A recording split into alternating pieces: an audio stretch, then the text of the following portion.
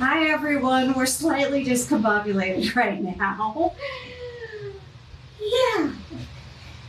Broke a glass right before the show started. Just had to go clean up glass and ice with 4 cats around. It's a fun morning or afternoon or evening, whatever it is for you. Yeah.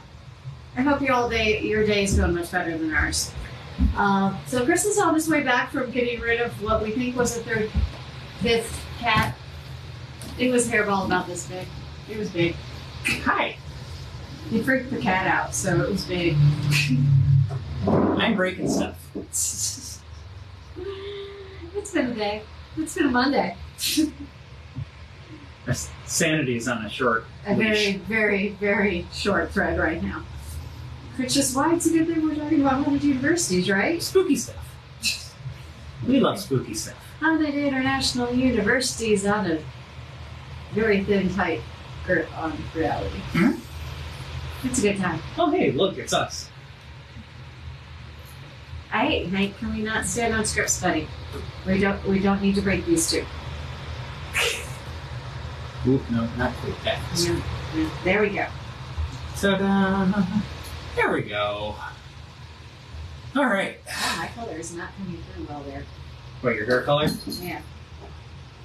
It looks better there because I got the under. Yeah.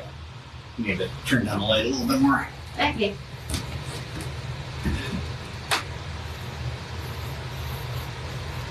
Are we getting ready? Are we set? There's one viewer. Hello, Alex. Oh, is it Alex? It's Alex. I can't read what is under Alex, but I recognize the profile pic. It's Alex. Who needs sanity? Yeah, good question. Oh, but yes. All right. Breathe in. Breathe out. Breathe out. And Yes, Alex loves your hair. the hair is wonderful. It's what I needed to do to pick me up this summer. So, yeah.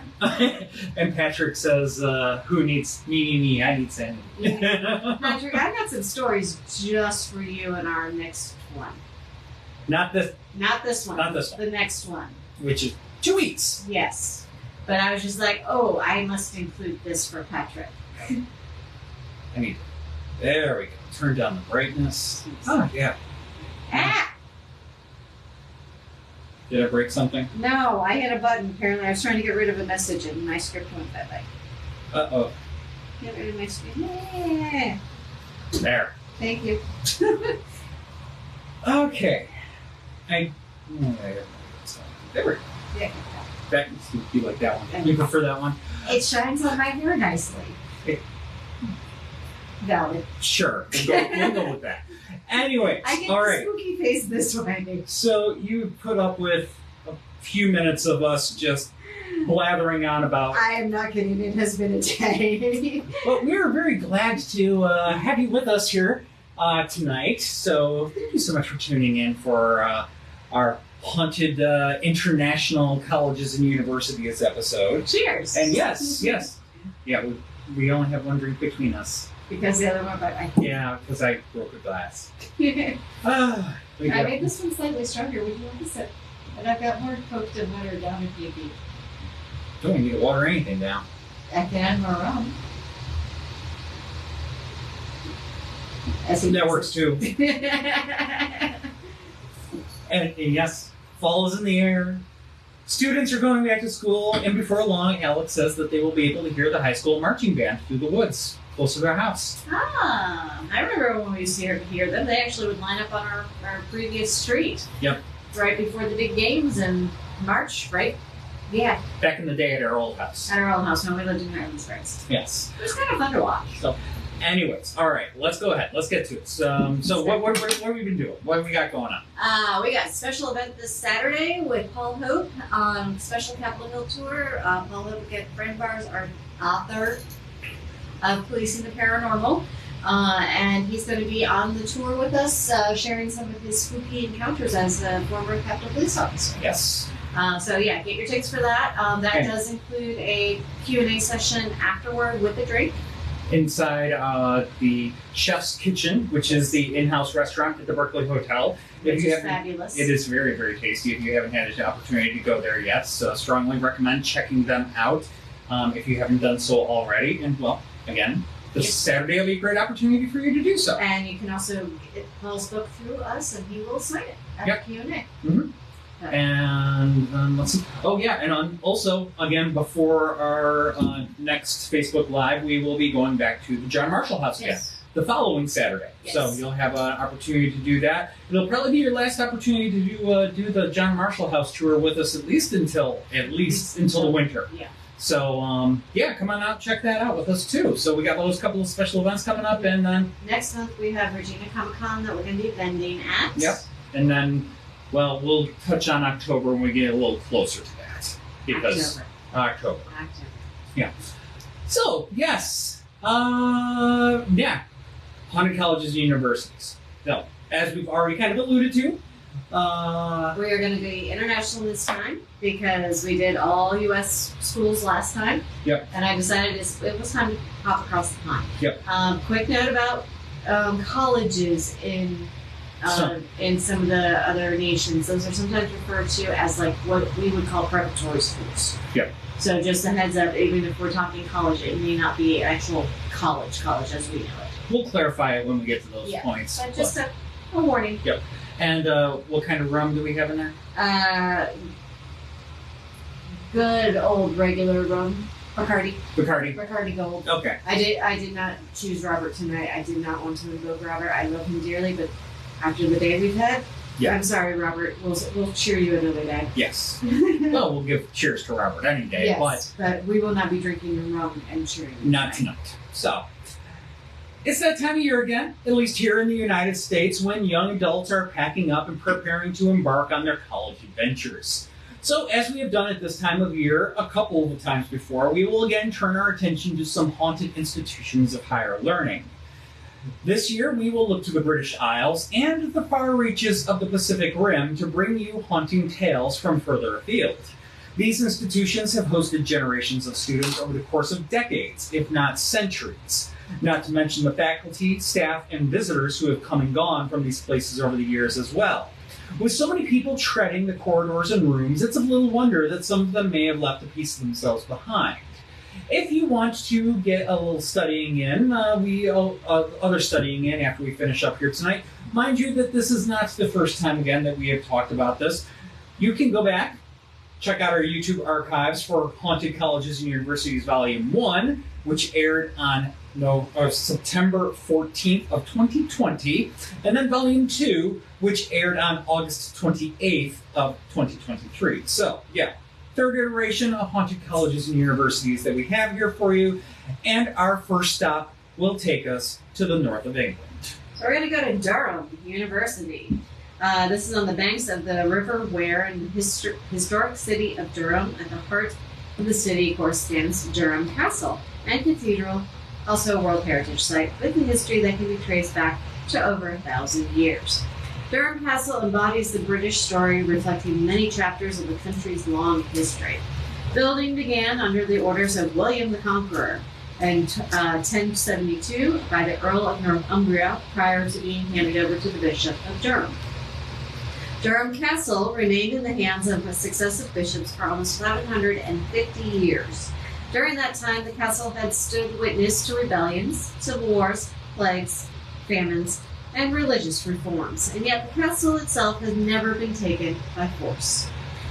One-time power of the Bishop of Durham is hard to overstate. During the medieval period, Durham Castle, Palace Green, and the cathedral formed a power base for the bishops of Durham. They controlled much of County Durham and beyond, and not only did they represent the church, but they also performed key military, administrative, and judicial functions on behalf of the monarchy. A steward of Bishop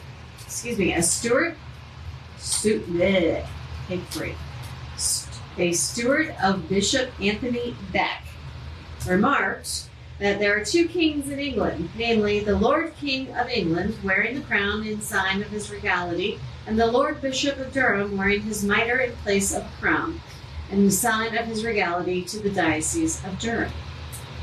Durham Castle was originally constructed as a motte and bailey castle, a traditional raised European fortification that was relatively easy to construct but effective. Atop the motte was the keep, designed to act as a defense structure, and the original keep was constructed from wood. But in the 14th century, it was rebuilt in stone. Although originally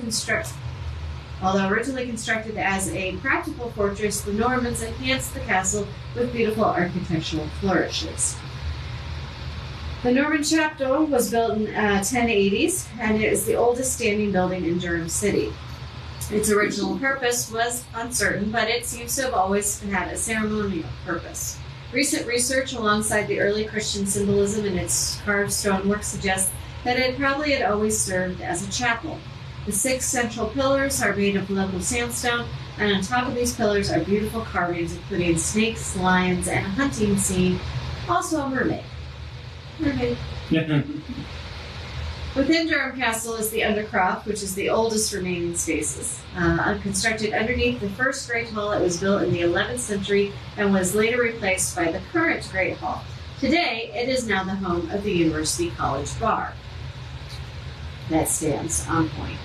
Mm-hmm. The oldest places always become the bars. Always. Always. In the 16th century, Bishop Tunstall built the Tunstall Gallery, the Clock Tower, and the Tunstall Chapel. The gallery provided indoor space to entertain the guests, stretch your legs during bad weather, and showcase your prized possessions. Today, it's used to display items from the Durham Castle Museum collections. After the end of the English Civil Wars in mid to late 17th century, Bishop Cousin set about undoing the damage. He filled the moat, he demolished the barbican, and created a wide driveway. Cousin also extended the Tunstall Chapel to create leisure gardens, and he refurbished and enhanced much of the decor across the property, but inside and out. The Black Stairs were the crowning glory of Constance's work on the castle. The structure of the staircase was a cutting-edge architectural marvel, reaching to the height of 57 feet.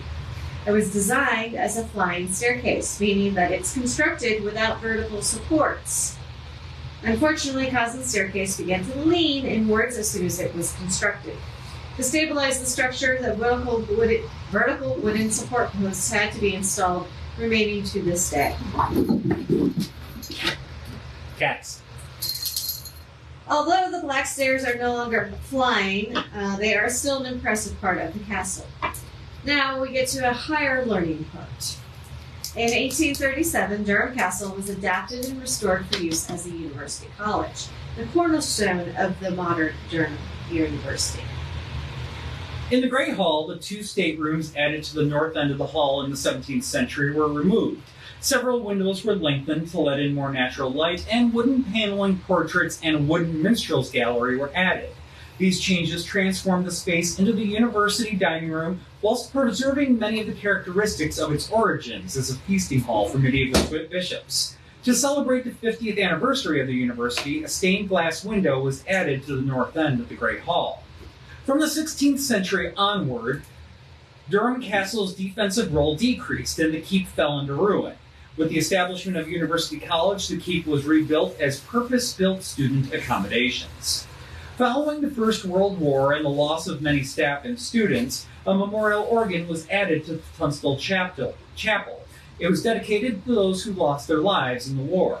The organ recycled parts of Durham Cathedral's famous Father Smith organ, which was designed by the King's organ maker Bernard Smith and installed all the way back in 1686. During the Second World War, Durham Castle was used as a training center for the Royal Air Force officers. After the war, the Norman Chapel, which had been used as an RAF command and observation post, was conserved and reconsecrated, becoming once again a working chapel and serving as a war memorial in honor of those lost in the Second World War. Today, as the home of a university college, Durham Castle features amenities like a library, a bar, and a dining room. It's also a base for many societies and sports teams. It has a thriving community of 750 undergraduates and 700 postgraduates.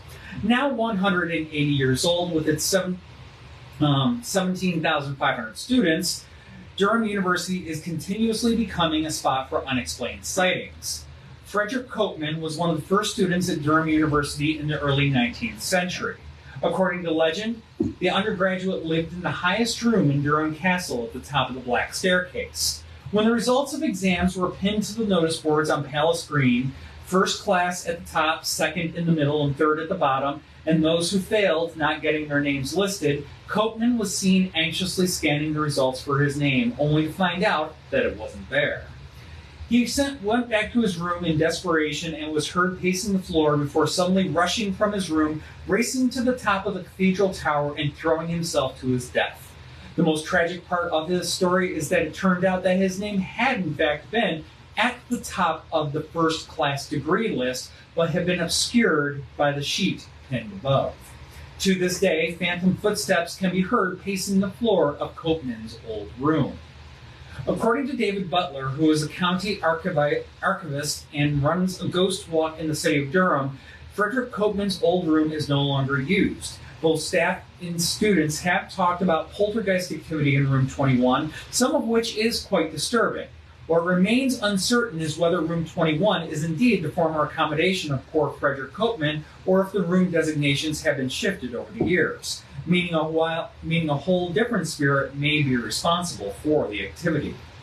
Turning attention to the aforementioned Black Staircase, it is haunted by the wife of a 19th century bishop of Durham who was reputed to have fallen to her death from its heights. She is today known as the Grey Lady of Durham Castle. Some students have noted that the lady's feet seem to sink into the stairs, which may be due to how the stairs have shifted since the lady's era in the castle. Many have also reported other mysterious occurrences throughout the castle, including ghostly whispers and unexplained cold spots. There is a joke that the whispers may be students complaining about the temperature, but we won't discount the haunting possibilities of this remarkable and historic structure. Moving outside, the ghost of a long-dead nun has been spotted wandering the cathedral's cloisters in nearby Palace Green, an echo of the site's long religious history. Even if you are not a student at Durham University, a walk through the historic city and campus is worth it if you like the feeling of stepping back in time. Even if the spirits keep quiet during your visit, the long history of this World Heritage Site will likely speak to you all the same.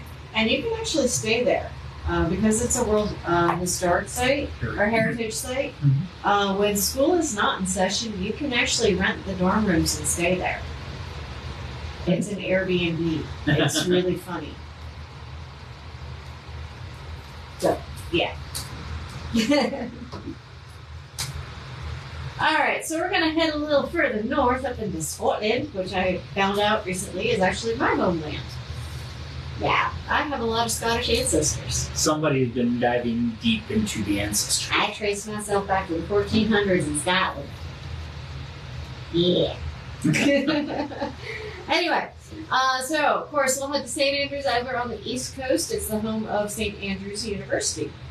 It is perched on a rise overlooking the North Sea, and the University of St. Andrews was, of course, founded in 1413. It is the first university of Scotland. After generations of watching Scottish students travel south to attend a university, the need for a national Scottish university was brought into focus as Scotland fought wars for independence against England, and as the Catholic Church faced a papal schism placing Scotland and France at odds. The community of St. Andrews was an easy choice for founding this university, and it already had been established as a religious center with a monastery noted as the center of learning. St. Andrews University would be authorized by the exiled Pope Benedict XIII, with 6 papal bulls conferred in August of 1413. The bulls would embark on a 5-month journey over land and sea, arriving in St. Andrews in February of 1414 to great celebration.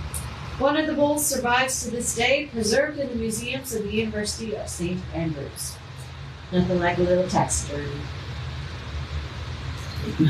The university has seen much over the centuries, making progress in the arts of teaching and research, all while surviving some considerable bouts of turmoil. Amongst the many notable individuals that have been drawn to the University of St. Andrews are the poet William Dunbar, the inventor of logarithms, John Napier, is that supposed to be? Yeah, Benjamin. Okay, Benjamin Franklin, R. Benjamin Franklin, who received an honorary Doctor of Laws, the pioneer of the smallpox vaccine, Edward Jenner, and Rudyard Kipling. The author. Yes. Jungle Book dude. Among many others. Lots of people. But granted, when you've been there for like 700 years, it would hope You that got people. you would hope that they turn out at least one or two prestigious alumni in 700 years. Yeah, you got a few. Now, besides the academic prestige that it is known for, the university also has a reputation for poltergeists. That's a cat. Don't mind it. He's knocking this because he wants to play with this. He's rattling stuff. So I think his real tail's down below there. Something. Probably. Anyway, back in. Oh wait. Were those literal bulls, or were you making a joke? No, literal bulls. Six No, live bulls. Bulls are official documents. Yes, with bull on it. Yes. Yeah. But they're documents. They're documents Yes. with a bull stamp. Yes. They're not. No, They're not 1,000-pound bulls. That would have been fun. It would have been. But yes, that's what a people bull is. Point of clarification. I know. It's continuing the belief that from Egypt, that bulls were a very important religious animal, and it carried over into Christianity. Well, we won't go down that rabbit No, we're not going down that rabbit hole right now. Anyway. That's a whole nother show, which we'll probably never do. Not to. Carrying on. Moving back to the ghosts. But good question. I'm so easily distracted tonight. Okay, so back in 1911, W.T. Linskin penned the book St. Andrew's Ghost Stories, which recounted spine-tingling tales associated with the historic town. It would be the first of many revised and updated versions that would hit the bookshelves in the decades that followed, with one of the most recent publications being Ghosts of St. Andrews, a ghost tour of the ancient city by Richard Faulkner, which was published in 2013. We, of course, have a couple of the most notorious campus of apparitions believed to haunt St. Andrews to share with you first. Yes? Question before I start? No, not a question. Comment. Comment. Share, like, follow, subscribe, all of the above. All of the above. Patrick's apologizing, and I'm letting him know that it's okay to lob a grenade like that in this conversation every once in a while. That keeps us on our toes. Alright, so first we have Mr. Patrick Hamilton, no relation to our Hamilton.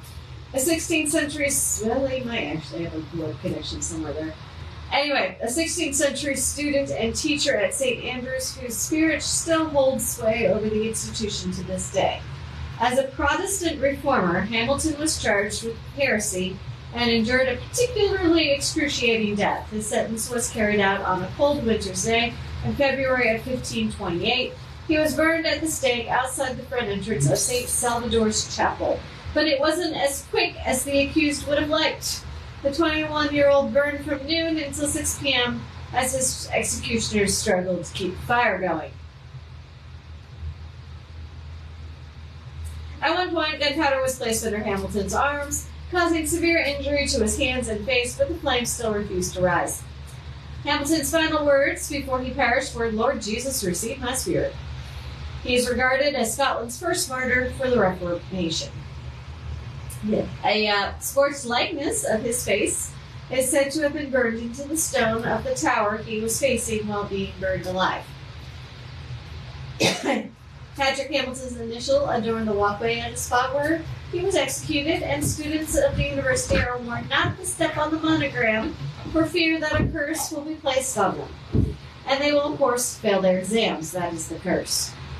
Students must partake in the annual May Dip, which involves running into the North Sea at 5 a.m.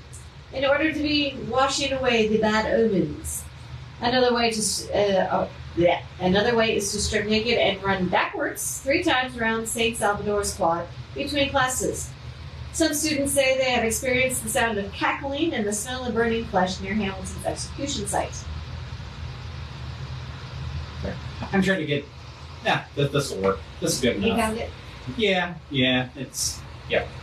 Okay. It's good enough for this. For posting during our feed? Posting in the feed, yes. Okay. See if the right picture pops up. Waiting. And the picture didn't actually pop up in the feed, but if you There's a link. click on the link in the feed, you will see a picture of the burned face and of the monogram in the pavement as well. Yes. So where are we? We are moving a short distance away. Moving a short distance away to the east end of campus, we have the tale of the Veiled Nun of St. Leonard's. Visitors down the short stretch towards St. Leonard's Kirk, known as Nun's Walk, have been known to encounter a horribly disfigured phantom. The story goes that a local girl was so heartbroken after her lover's death that she decided to mutilate herself so that no man would be attracted to her ever again. The girl sliced off her ears, split her nostrils, branded her cheeks, and cut off her eyelids and lips. She later joined a nunnery but would die from her self-inflicted injuries. Today she lurks up and down Nun's Walk, where she has been known to lift her veil at passers-by unlucky enough to cross her path. Several people claim to have encountered her, and a dog owner described how her two terriers, which had previously been playing happily, suddenly whined and cowered as they approached to watch something invisible pass down the lane. One last tale from St. Andrews, and we're going to bend the rules just a little bit for this one, as we step just off campus to a place called The Pens. The Pens is a lovely old street which was once a vaulted entrance into the monastery. Its roof and upper floor are long gone, but when you walk down there, it's still easy to feel as if you stepped through a doorway into the past. Several people on different occasions have reported the feeling of being followed while walking back from the shore late at night. One man could see a dark shape on the opposite side of the street, which appeared to be moving and keeping pace with him. Having walked quickly through the Pens, he looked back and waited for his follower to emerge, but no one came. And while you're watching for phantom pedestrians, keep an eye open also for a spectral coach, reputedly that of Archbishop Sharp, a harsh and unpopular churchman who had sided with Charles II after the Civil War. The Archbishop was murdered on his way to St. Andrews in 1679, but his coach appears to have reached its destination without him, as it has been seen on moonless nights gliding silently down South Street and the Pens, drawn by 4 huge black horses. Because we all like a phantom coach. Yep. And there you go. You got some horses for tonight. Ghost horses. Ghost horses. Coach. Phantom coach. Ghost horses. But, yes. Oh, I still have the beverage over here. Yes, you do. I'm sorry. I didn't mean to steal it from you.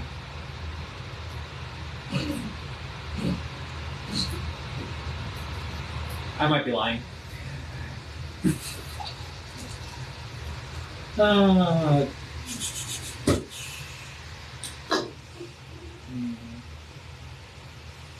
Yep. People need to learn to love again instead of becoming ghosts. That does sound, yeah. I wouldn't argue with that. I would say the whole. Yeah, that was in That was a bit much. Yeah. Yeah. No, thank you. No, thank you. So, next stop. Australia. Down under, the community of Toowoomba. Toowoomba. It's in Queensland. I had to include it because it's just fun to say. Yep.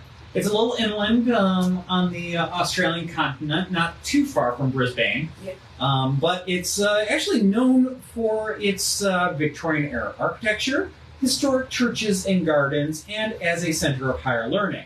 It has also, as an entire community, garnered quite the reputation for being extremely haunted, with some people even referring to it as the supernatural capital of Australia. So, which makes me want to go there right now. lots of spooky stuff. They're Now, in the middle of winter right now. they are, which in theory might be cooler. I don't know. Australia doesn't ever get nearly as cold. In any case, which I think we're going to contradict to that very point in the next story, but all right. I'm going. Get back here. Yep. Okay. Reel it back. Reel it back in. All right. So, among the many paranormal encounters throughout the region, some of them revolve around Downlands College. We will note that Downlands is not a college in the common meaning. Rather, it is a secondary or preparatory school, and many such institutions around the world have adopted the word college in their name. So this is that case in point that we will disclaimer at the beginning. So it's still a preparatory school, boarding school, so we're going to roll with it. We're going to throw it in.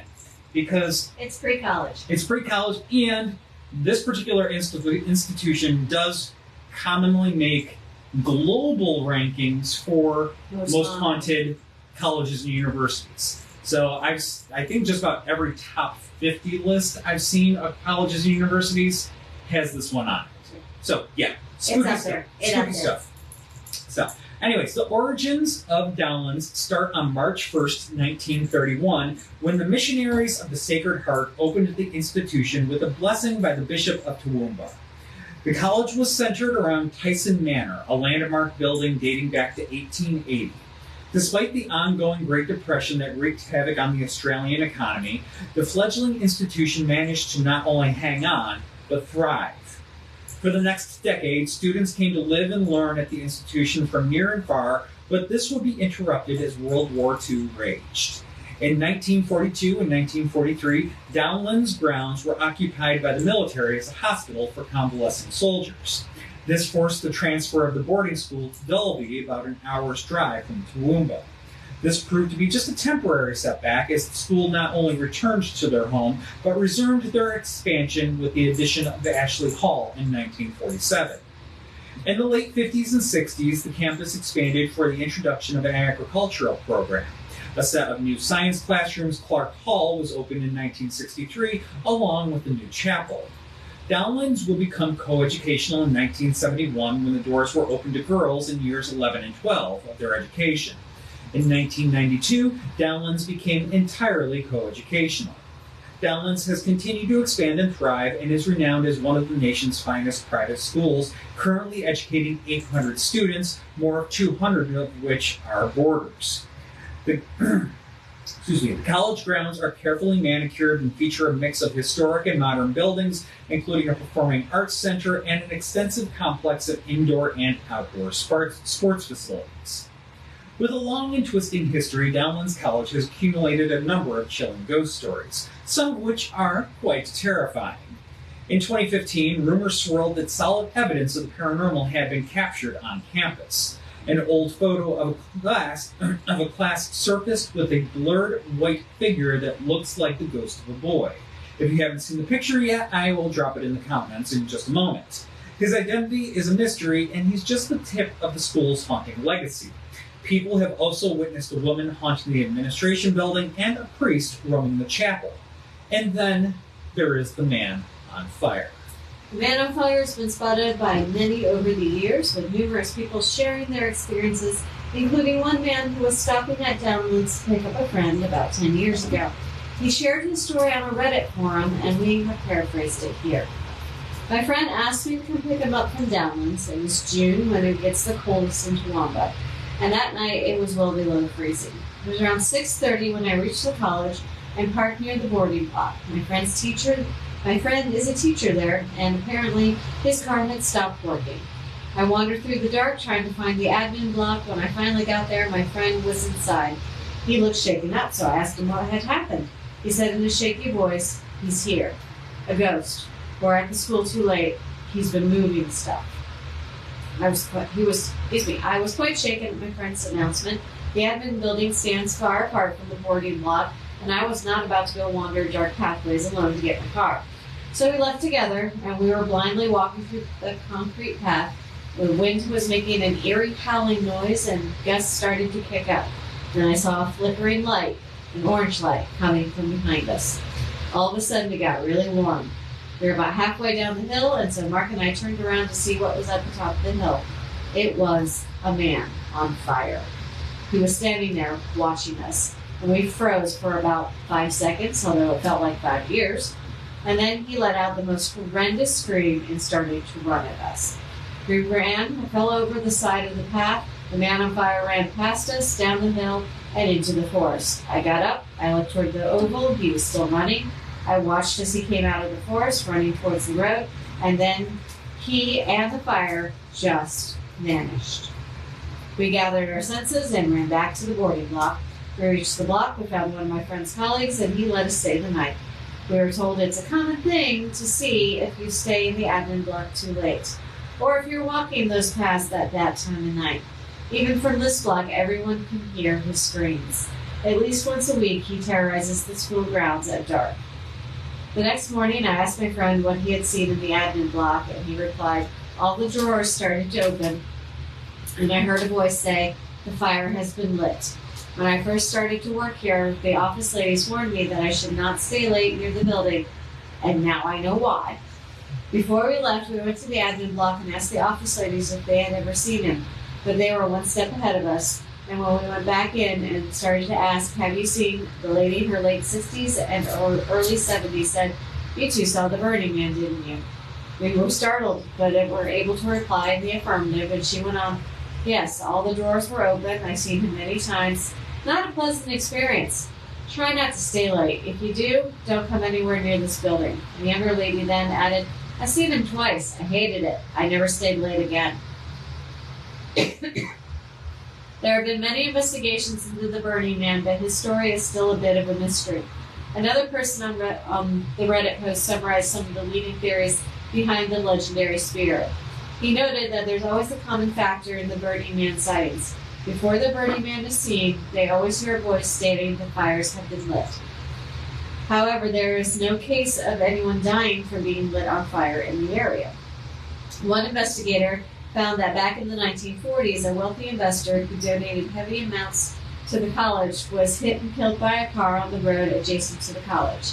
Apparently, the man's body had burns all over him, and the driver stated he was dead before I hit him. Many people believe that the wealthy investor who got hit in the car was the Burning Man. The story goes that the Burning Man tried to murder the board members of the school by lighting the admin block on fire. This way he could become the chairman and make greater profits from the boarding school. Instead of killing the board members, he managed to light himself on fire, leaving the board members untouched. There are some holes in this story, but it's one of the best theories out there. Some others say that it was a student who tried to do a harmless prank, but it ended badly. I like to think that, just another theory. It did serve as a military hospital for 2 years. Yeah. And, well, war is terrible, and especially World War II, it was very terrible. There was a lot of bombing and a lot of fires. So it could have been a wounded soldier that wound up there that had some very unfortunate battlefield injuries. Yeah, and post-traumatic stresses. He could have gone running down that hill in an episode. Yep. So I would add that in there as a possible theory as well. More probable. Yeah, but definitely not a wounded or not a pleasant entity to be around in any particular case. Yeah. But yeah, that's my theory, which I was surprised that had not made the list of other theories that people had put forth thus far. Nobody wants the practical. Mm-hmm. Well, Patrick and our friends at Fleetwood seem to be a fan of that theory. Yes, well, we're used to dealing with military spirits. Yes, this is true. But anyways, so yes, we are going to. Oh, wait, sounds like a less friendly fire spirit than Sam McGee. The Burning Man doesn't sound very pleasant to be around. No. So, we do have one more city to stop in tonight, featuring 2 universities. So, double feature in the last one. And in this one, so yeah, final stop, we're going to Manila in the Philippines.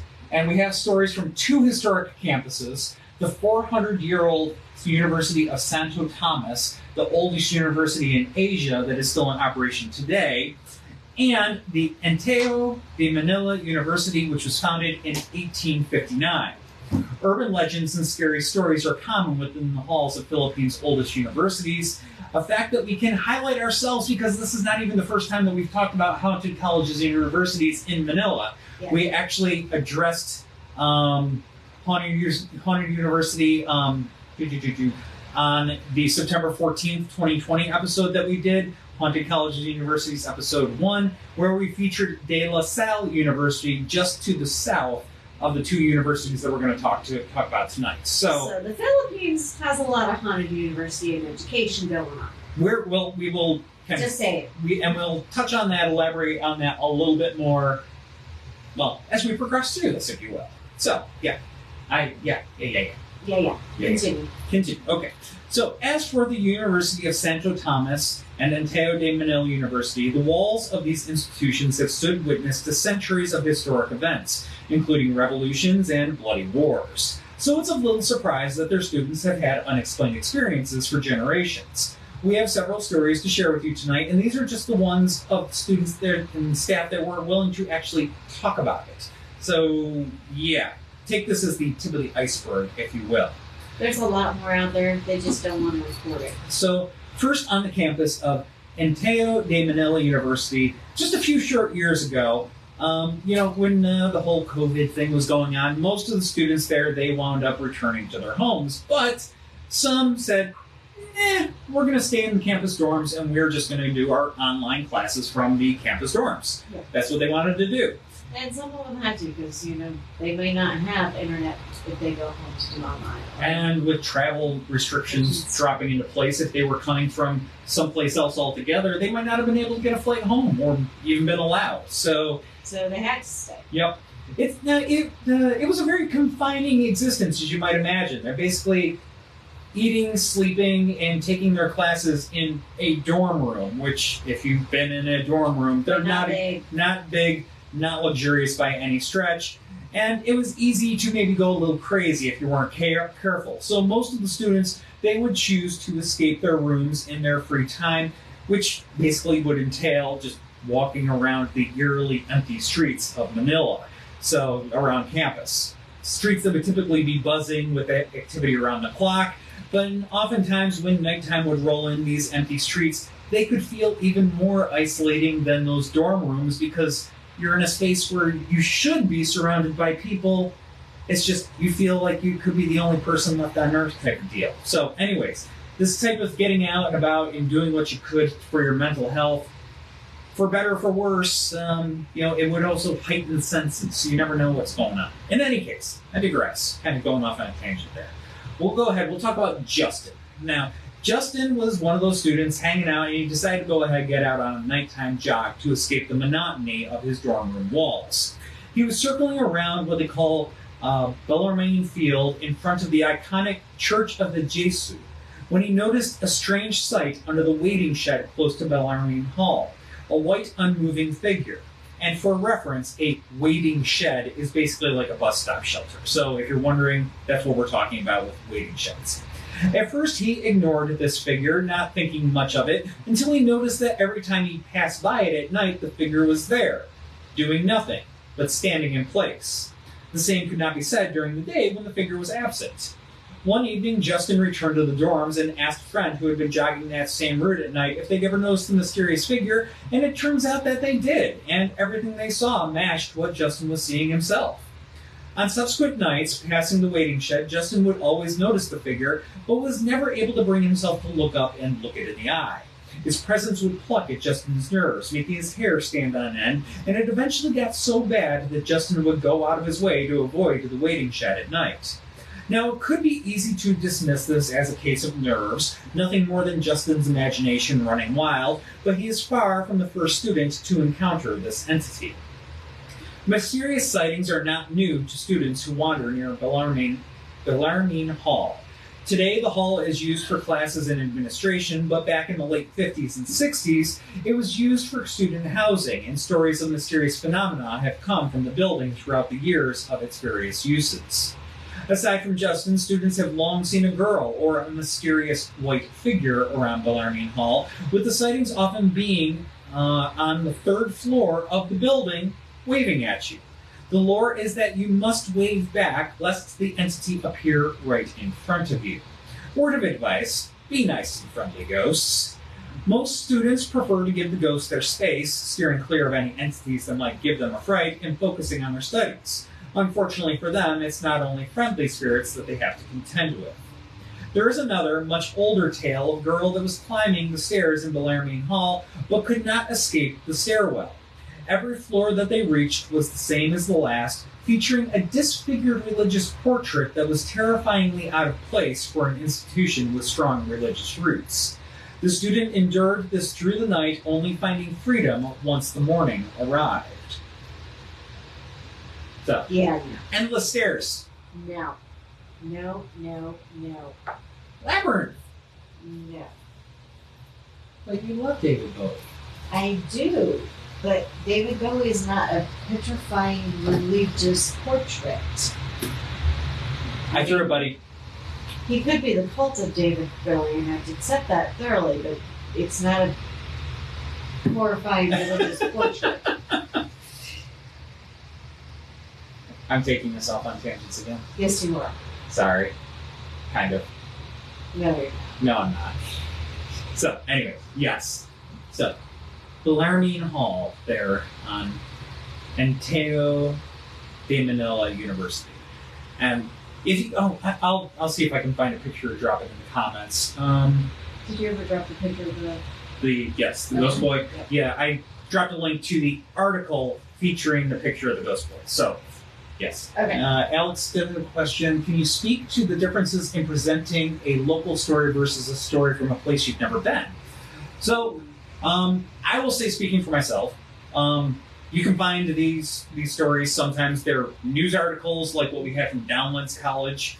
And I always try to go ahead and find multiple sources. Yes. So, if at all possible. Now, I will say this last stop for tonight, very challenging in the sense that this is pretty much sole-sourced stories, which is also addressed in what we're in the script. So we'll talk about that a little bit. Yeah. But if I can find multiple sources, we'll kind of certainly go ahead and talk about it. For example, with the Burning Man, okay? You've heard us mention 2 other ghost sightings. Problem is that we only found them mentioned once.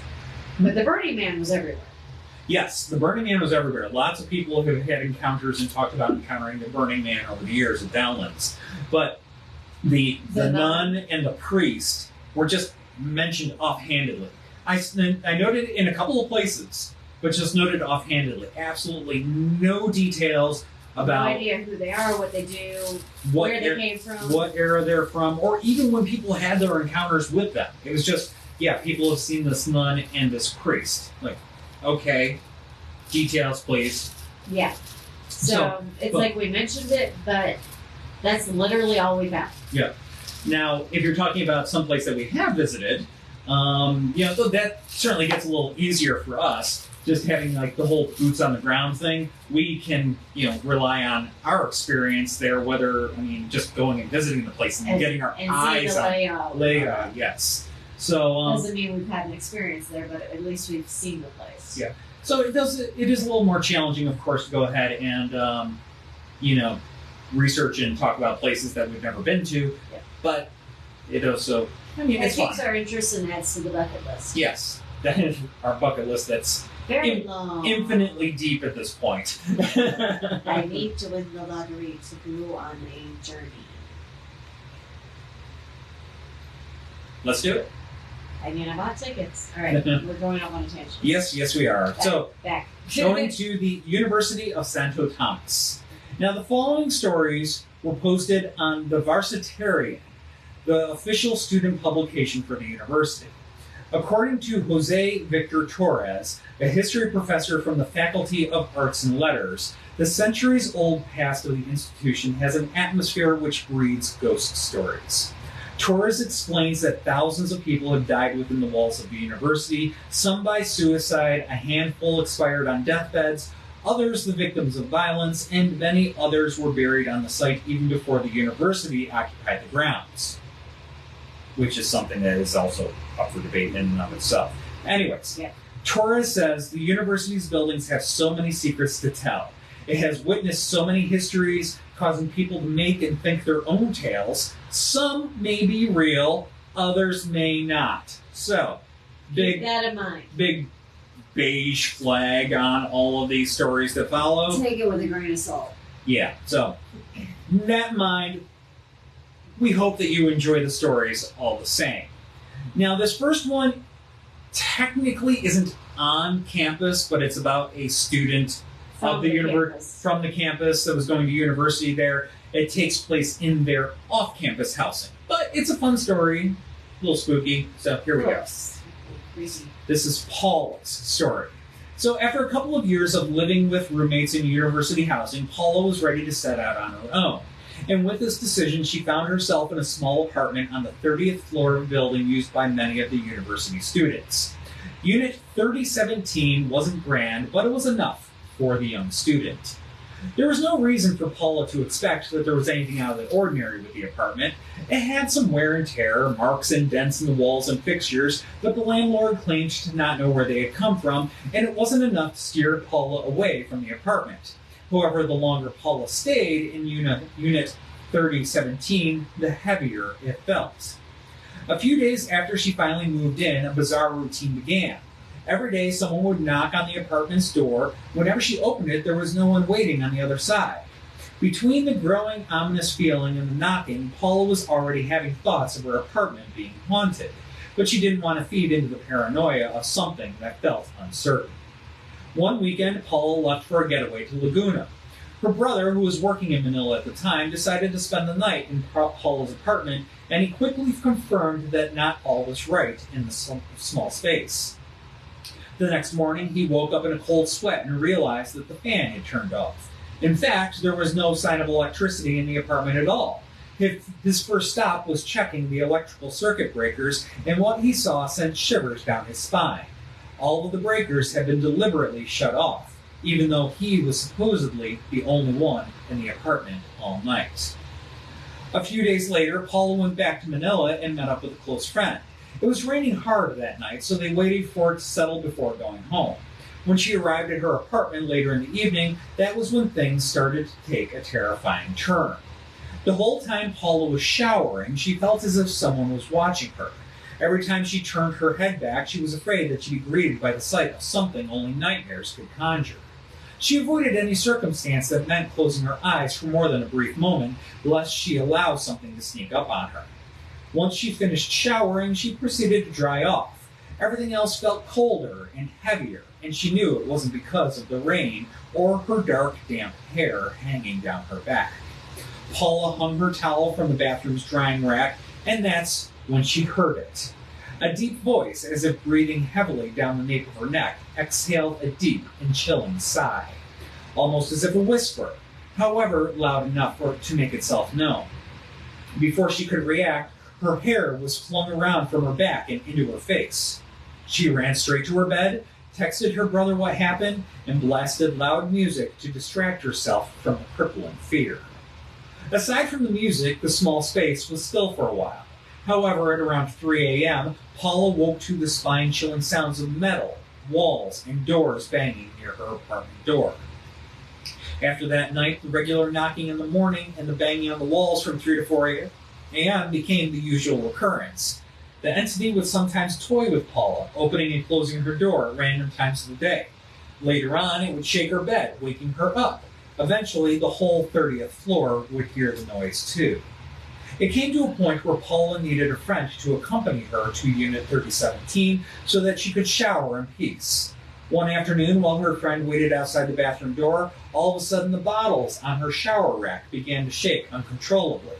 After that incident, she resorted to bathing by the kitchen sink for weeks. As if the poor student hadn't experienced enough, Paula's phone began to malfunction, sometimes randomly calling friends in the dead of night, FaceTiming with her contacts, only Paula wasn't on the other end of the call. To comfort Paula, her friend would sometimes sleep at Unit 3017, only to experience the same disturbing phenomena. He witnessed the lights repeatedly flicker on and off despite having no maintenance issues in the building. Hearing about her troubles, Paula was given a holy statue by her family for safety. She placed it securely on top of her cabinet, only to have it plummet to the ground, breaking its head off. Later in the year, Paula could no longer ignore the spirit and decided she'd had enough. She sought help from her grandma, who gave her a St. Benedict medallion that was blessed for protection, and a special kind of salt that she then poured around her condo. Within minutes, the pure white salt turned black. That night, around 3 a.m., Paula woke with a cold shiver. With her eyes half open, she saw a tall, dark figure standing at the foot of her bed, quietly breathing and watching her sleep. Tired as she was, she still dozed off, as if her subconscious was protecting her from the fright. After that encounter, Paula curiously no longer had any unusual phenomena in Unit 3017. Later that year, she was able to move to a different floor, an apartment in the same building, and everything was seemingly back to normal. But was it? After sharing her ordeal, Paula had one more thing to note. The entity had a habit of following her friends and anyone else that she tells the story to. Make of that what you will. Dun, dun, dun. Alright, this next little short comes from the University of St. Thomas Hospital. I'll preface it by saying that it's almost certainly a work of fiction, but we enjoyed it anyways, and it definitely would make me run screaming out of an elevator. Just so you know. It was 11 p.m., and a nurse intern was sharing the elevator with just one other person. Just as the doors were about to close, she spotted a guy running toward the elevator. The nurse hurriedly shut the elevator doors to keep the guy from coming in. The other person asked why she didn't let the other guy in. The nurse said because the guy is wearing a red tag, which only corpses in the morgue section wear. The other person held up his arm, saying, "You mean one like this?" I like that story. Why do I got a thumbs down on my face? That's rude. Facebook. Anyways. I don't like the Facebook popping things up like that. Don't be putting things over my face. No. Particularly thumbs down. That's just rude. Anyway. Moving on. Am I moving on? I'm moving on. Okay. So, back to Professor Torres, the professor there at the university. He himself has been a witness to an apparition of a dead priest walking along the Benavides. Is that right? Benavides Park? Yeah. Okay. He and two friends greeted a man wearing the Dominican habit as they were walking on Benavides Park one midnight in 1987. The priest even nodded back, but when they turned around seconds later, the priest was nowhere in sight. Torres said, "At first we did not mind the priest because we just came out from the Arts and Letters building. We were just too tired. But it startled us after the priest nodded because we realized there was something suspicious about him walking alone at midnight."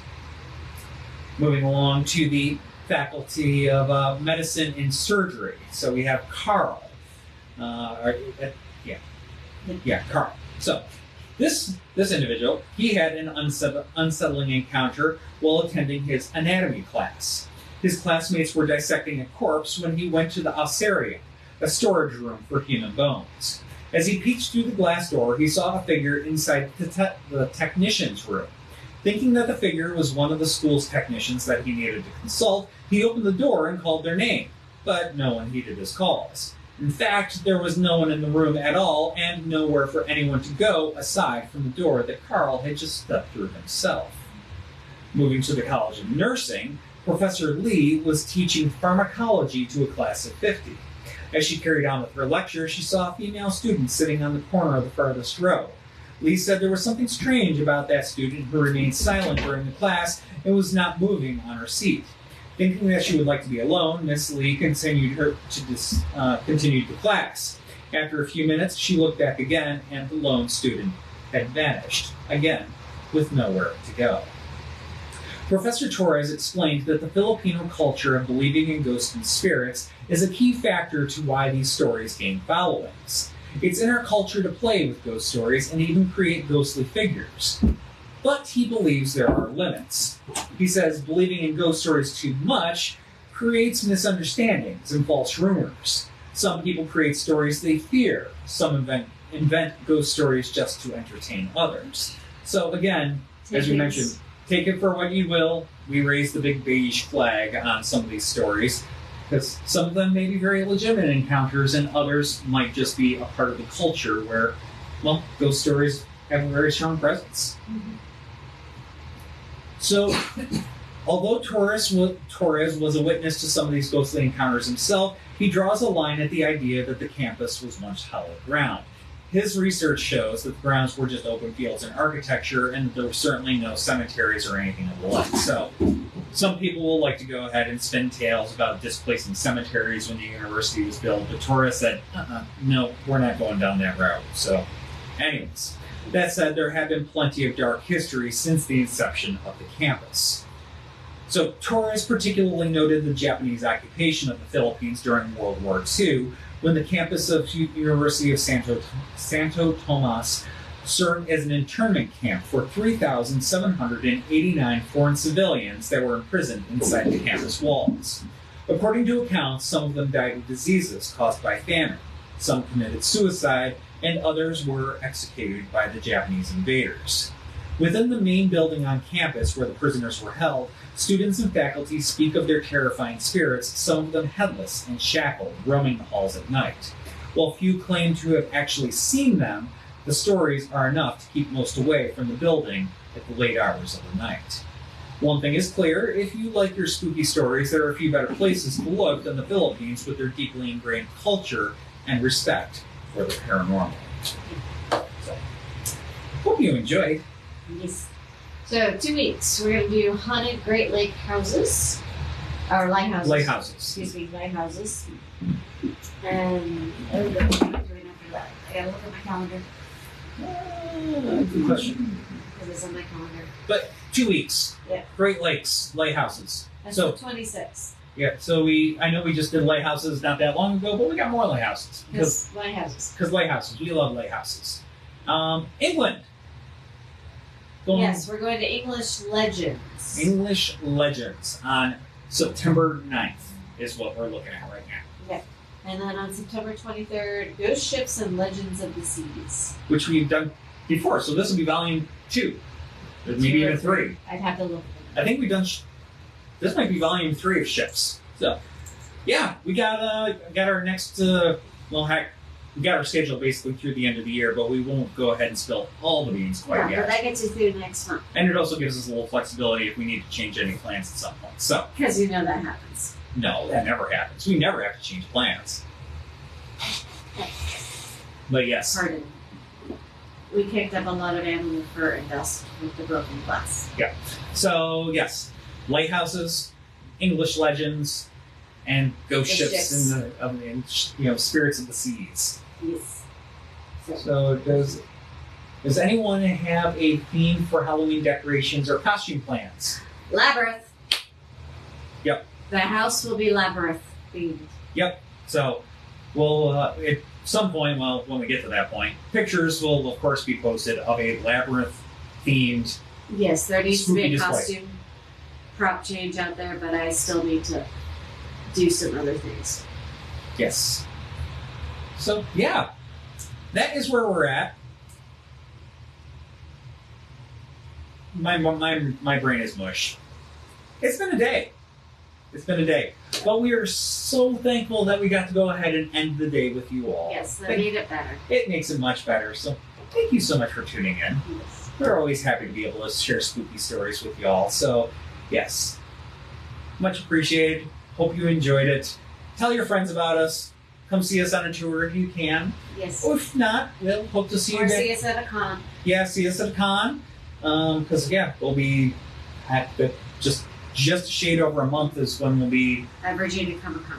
at Virginia Comic Con at the Richmond Raceway Complex. And then a month later, we'll be at Nightmare Weekend. Nightmare Weekend and here in downtown Richmond at the Convention Center. So, yes, we will be having our vending booth there, and hopefully we'll be doing some talking panels. Yeah, but we haven't heard back about those haven't been confirmed They've yet, been so submitted, though. We have not heard. we will see. So, fingers crossed. Lots coming up. It's already almost the middle of August, and well, that means that it's going to be October before you know it. So, Yes. so yeah, lots coming up, and We answered all the I questions. think we've answered all the questions. And thank you again for tuning in. Yes. Yes, and yeah, Alex, we hope to see you in person sometime soon. So we'll be around, as we said. Before our next show, 2 special events. Got the special tour with author Paul Hope, good friend of ours, who wrote Policing the Paranormal. That's this coming Saturday, and then the following Saturday, we are going to be back over with our friends at the John Marshall House for one of those special tours. And yeah, then we got the Comic-Con, we got Nightmare Weekend, we got all the special events, and of course, we have our traditional walking tours, which are basically available every night of the week. So, yeah. You can't not find us. Yes. We're out and about. Yes.